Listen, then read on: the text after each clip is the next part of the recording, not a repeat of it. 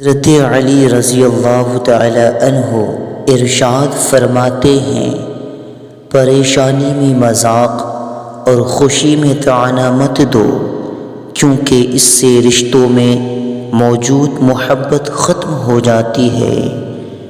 علم تمہیں راہ دکھاتا ہے اور عمل تمہیں مقصد تک پہنچاتا ہے۔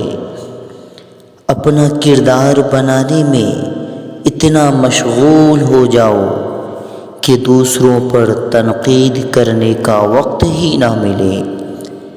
غصے کو پی جاؤ کہ نتیجے کے لحاظ سے میں نے اس سے میٹھا اور اختتام کے لحاظ سے اس سے لذیذ گھونٹ نہیں دیکھا۔